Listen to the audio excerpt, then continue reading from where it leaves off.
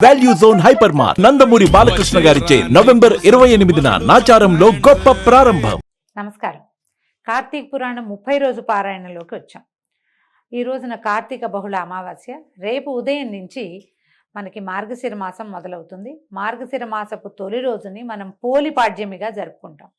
అయితే అమావాస్య నాడు కూడా దీపాలు పెట్టుకుని పోలిపాడ్యమి నాడు జ్వాలా తోరణాన్ని అంటే నీళ్లల్లో వదులుతాం దీపాలని, అది రేపు చేసుకుంటాము.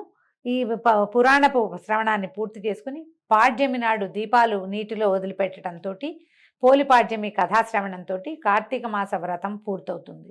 ఈ వ్రతాచరణ సాధారణంగా కష్టమేనండి. పూర్వకాలం కార్తీక వ్రతం కష్టం అనుకునేవాళ్ళం. ఇప్పుడు ఇటీవల కాలంలో కార్తీక పురాణ శ్రవణం మనకి సులువైంది. పొద్దున్నే స్నానం చేయటం సులువైపోయింది. దేవాలయ దర్శనాలు సులువుగా అవుతున్నాయి. కొంతమంది అటు ఇటు తీర్థయాత్రలు కూడా చేస్తున్నారు. నదీ స్నానానికి అవకాశం తీసుకునే వాళ్ళు కూడా చక్కగా కనపడుతున్నారు. ఈ సులువైన ఈ కార్తీక వ్రతాచరణ, దీనికి కారణం సోషల్ మీడియా అని మనం అనుకోవాల్సిందే అనుకోండి. ఏటా చేయటం మన తర్వాత తరాల వాళ్ళకి కూడా దీన్ని ఎంతో కొంత అలవాటు చేయటం చాలా అవసరం అండి. కార్తీక వ్రతాల వల్ల లభించబోయే పుణ్యాలు, లభించబోయేటువంటి విష్ణు వైకుంఠవాసము, స్వర్గవాసము, కైలాసవాసము కంటే కూడా ఆరోగ్యం ఎక్కువ సిద్ధిస్తుందండి. ఈ కాలంలో మనం ఉదయకాలమే పొద్దున్నే లేవడము, నిద్ర తగ్గించుకోవటము, తెల్లవారుజామునే స్నానం చేయటము, సూర్యనారాయణమూర్తిని యథావిధిగా నమస్కారం చేసుకోవటము, దీపాలు దానం చేయటము, దీపాలు ఇతోధికంగా దీపాలు పెట్టటము, నదీ స్నానము, ఇవన్నీ కూడా ఆరోగ్యాన్ని పెంపొందిస్తాయి. తర్వాత వచ్చేటువంటి మార్గశిర మాసం మరీ కష్టసాధ్యమైన మాసంగా చెప్తారు. చలికాలం పెరిగిపోతుంది. చాలామంది పెద్దవాళ్ళు చూడండి, డిసెంబర్లో ఎక్కువగా మరణ వార్తలు వింటాం. కార్తీక వ్రతాచరణ చేసిన వాళ్ళకి పెద్దగా అలాంటి సమస్యలు రావు. స్ట్రోక్స్ అవి తక్కువగా వస్తాయి. ఆరోగ్యం అంత పాడవకుండా ఉంటుంది. చలికి అలవాటు పడిపోయి ఉంటుంది శరీరం. చన్నీళ్ళ స్నానం వల్ల శరీరం గట్టిపడుతుంది. ఒకసారి ఒక చెంబు నీళ్లు పోసుకునేసరికి చన్నీళ్ళు పోసుకున్నాం అనుకోండి, అనిపిస్తుంది పై ప్రాణాలు పైన పోతున్నట్టు ఉంటుంది. ఆ అంటంలోనే మనకి తగిలిన షాక్ తోటి నరాలకి బలం వస్తుందండి. నర్వెంట్స్ బలోపేతం అవుతాయి. దానివల్ల మనకి సడన్గా వచ్చే సమస్యలు రాకుండా ఉంటాయి.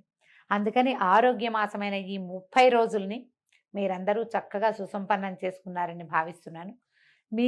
మీరు అందరూ ఈ వ్రతాన్ని సుసంపన్నం చేసుకోవటానికి భాగస్వాములైనటువంటి సుమన్ టీవీ వారు, నేను కూడా చరితార్థులమైనట్టే. ఎవరెవరు కార్తీక పురాణం విన్నారో వాళ్ళందరికీ శుభాభినందనలండి. మీరు ఖచ్చితంగా ఈ కార్తీక మాస వ్రతాన్ని ఆచరించినట్టే భావించాలి. అయితే మనం పురాణంలోకి వద్దాము. సూతప్రోక్తమైన విషయాలన్నీ విన్నటువంటి ఋషులు, ఓ మునిరాజా, రావి చెట్టు ఎందువల్ల అంటరానిదయ్యింది, అయినప్పటికీ శనివారం నాడు మాత్రమే ఎందుకు పూజనీయతని పొందింది అని ప్రశ్నించగా సూత మహాముని వాళ్ళని ఇట్లా సమాధానపరిచాడు. ఏమని చెప్పాడట? పూర్వము క్షీరసాగర మథనంలో లభించిన అనేకానేక వస్తువులలో లక్ష్మిని, కౌస్తుభాన్ని శ్రీహరికి సమర్పించి తక్కిన సంపదనంతా దేవతలు తీసుకున్నారు. అయితే శ్రీహరి శ్రీదేవిని వివాహం చేసుకోదలిచాడు. కానీ శ్రీదేవి, ఓ నారాయణ, నాకంటే ముందు జన్మించింది మా అక్కయ్య ఉన్నది. ఆ జ్యేష్ఠకు పెళ్లి కాకుండా కనిష్టనైన నేను కళ్యాణమాడ్డం పాడిగాదు గనక ముందు ఆమెకు మనువుకై సంకల్పించమని కోరింది. ధర్మబద్ధమైన రమాదేవి మాటల్ని అంగీకరించిన విష్ణువు ఉద్దాలకుడనే మునికి జ్యేష్ఠాదేవిని సమర్పించాడు. స్థూలవదన, అశుభ్ర రదన, అరుణ నేత్రి, కఠినగాత్రి, బిరుసు శిరోజాలు కలిగినటువంటి జ్యేష్ఠాదేవిని ఉద్దాలకుడు తన ఆశ్రమానికి తెచ్చుకున్నాడు. ఈమెకి ఇష్టమైనది ఏంటంటే నిరంతరము హోమధూమ సుగంధాలతోనూ వేదనాదాలతోనూ నిండిన ఈ ఆశ్రమాన్ని చూస్తూ జ్యేష్ఠాదేవి దుఃఖించి, ఓ ఉద్దాలక, నాకు ఈ చోటు సరిపడదు.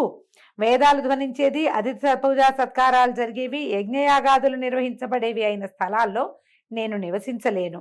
అన్యోన్యానురాగం కలిగిన భార్యాభర్తలు ఉన్న చోట కానీ, పితృదేవతలు పితరులు పూజింపబడే చోట కానీ, ఉద్యోగస్తుడు, నీతివేత్త, ధర్మిష్ఠుడు, ప్రేమగా మాట్లాడేవాడు, ఉద్యోగస్తుడు అంటే జాబ్ హోల్డర్ అని కాదండి, పని చేసుకునేవాడు, తన పని చక్కగా సానుకూలంగా, రైతు అయితే రైతు పని, నేతగాడైతే నేతగాడి పని, అట్లా తమ వృత్తిని చక్కగా సాంగోపాంగంగా చేసుకునే వాళ్ళ దగ్గర జ్యేష్ఠాదేవి ఉండదు.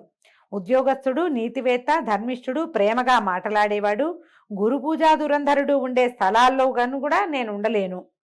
ఏ ఇంట్లో అయితే రాత్రింబవళ్ళు ఆలుమగలు దెబ్బలాడుకుంటూ ఉంటారో, ఏ ఇంట్లో అతిథులు నిరాశతో ఉసూరుమంటారో, ఎక్కడైతే వృద్ధులకు, మిత్రులకు, సజ్జనులకు అవమానాలు జరుగుతూ ఉంటాయో, ఎక్కడైతే దురాచారాలు, పరద్రవ్య పరభార్యాపహరణశీలుడైన వాళ్ళు ఉంటారో అలాంటి చోట్లోనే నేను ఉంటాను.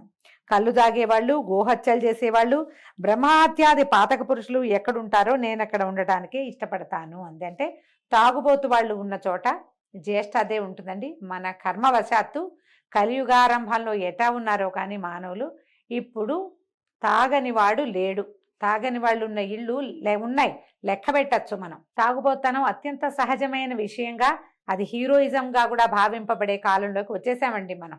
అన్ని కొట్లు మూతపడతాయి కానీ తాగుబోతు కొట్లు మాత్రం మూతపడవు. మన పరిస్థితి అది. అయితే ఇలాంటప్పుడు జ్యేష్ఠాదేవి వీళ్ళందరి ఇళ్లలోనూ ఉంటుంది. వీళ్ళకి ఎప్పుడు ఏదో ఒక సమస్య ఉంటుంది. వాళ్ళ వల్ల ఆ ఇల్లంతా సమస్యల భూయిష్టంగానే ఉంటుంది. ఇది పురాణంలో చెప్పబడిందని నా సొంత మాటలు కావు, నా ఉద్దేశం అదే. నాకు కూడా అలాంటి ఉద్దేశమే ఉంది. పురాణంలో ఖచ్చితంగా చెప్పబడింది. రావి మొదట్లో జ్యేష్ఠావాసం ఎలా కుదిరింది, అప్పుడు ఈయన ఏం చేశాడు, ఈ ఉద్దాలకుడు మామ ఏమిటి ఇవిడి ఇట్లా బాధపడుతోంది, భార్య కదా ఆమెను బాధ పెట్టకూడదు, ఆమెకి నచ్చిన పని చేద్దాం అని ఆలోచించి ఈయన ఏం చేశాడు, వేదవిధుడైన ఉద్దాలకుడు కించిత్తు నొచ్చుకున్నవాడే, ఓ జ్యేష్ఠ, నీవు కోరినట్టుగానే నీకు తగిన నివాస స్థానాన్ని అన్వేషించి వస్తాను, అంతవరకు నువ్వు ఈ రావి చెట్లు మొదట్లోనే కదలకుండా కూర్చోమని చెప్పి ఆవిడ ఒక రావి చెట్టు మొదట్లో కూర్చోబెట్టాడు. భర్త ఆజ్ఞ ప్రకారం జ్యేష్ఠాదేవి రావి చెట్టు మొదల్లోనే అలాగే ఉండిపోయిందట. ఎన్నాళ్ళకి ఉద్దాలకుడు రాకపోవడంతో పతి విరహాన్ని భరించలేని పెద్దమ్మ పెద్ద పెట్టున ఏడవటం మొదలుపెట్టిందట. ఆమె ఏడుపు వైకుంఠంలో ఉన్న లక్ష్మీనారాయణుల చెవులలో పడ్డాయి. వెంటనే లక్ష్మీదేవి, మా అక్కయ్యను ఊరడించవయ్యా అని బతిమలాడింది భర్తను. మా అక్కకి ఏదో కష్టంగా ఉంది, ఇది ఇప్పుడు కూడా చేస్తాం మనం. అక్క చెల్లెలకి ఏదైనా ప్రాబ్లం వస్తే భర్తను అడుగుతాం, వాళ్ళ ప్రాబ్లంలో ఉన్నారు సాయం చేయమని అడగము. సాక్షాత్తు శ్రీమన్నారాయణుడు ఆయన చేయికేం చేస్తాడు.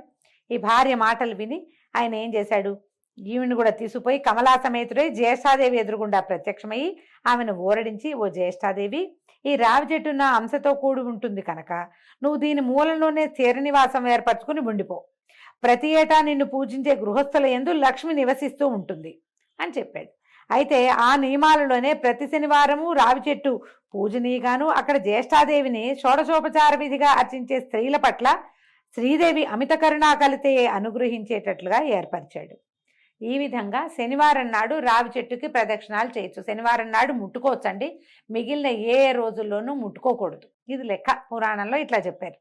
ఓ ఋషులారా, సత్యభామకు శ్రీకృష్ణుడు చెప్పినట్లుగాను నారదుని చేత పృథు చక్రవర్తికి చెప్పబడిన విధానంగాను నేను మీకు ఈ పద్మపురాణాంతర్గత కార్తీక పురాణాన్ని వినిపించాను. ఎవరైతే ఈ కార్తీక మహాత్మ్యాన్ని చదువుతున్నారో, వింటున్నారో, వినిపిస్తున్నారో వారు సమస్త పాపాల నుండి విడిబడి విష్ణు సాయుధ్యాన్ని పొందుతున్నారు అని సూతుడు చెప్పగా విని సంతసించిన ఋషులు అక్కడి నుంచి బదరీవన దర్శనాకాంక్షులై పయనమయ్యారు. అంటే కార్తీక మాసం అయిపోయాక మార్గశిర మాసంలో ఋషులందరూ నైమిషారణ్యం నుంచి బదరికాశ్రమానికి, అంటే మనం తెలుసుకున్నదే బదరీనారాయణుని సేవించడం కోసం బద్రీనాథ్ అని చెప్పుకుంటాం కదా, అక్కడికి ప్రయాణమయ్యారటండి. దీంతో మన 30 రోజుల కార్తీక పురాణ శ్రవణము పూర్తయిందండి. వచ్చే సంవత్సరం మళ్ళీ ఇలాగే కార్తీక పురాణాన్ని వినిపించే ప్రయత్నం చేస్తాం. సావధానంగా విని మీ కార్తీక వ్రతాన్ని సుసంపన్నం చేసుకోండి. నమస్కారం.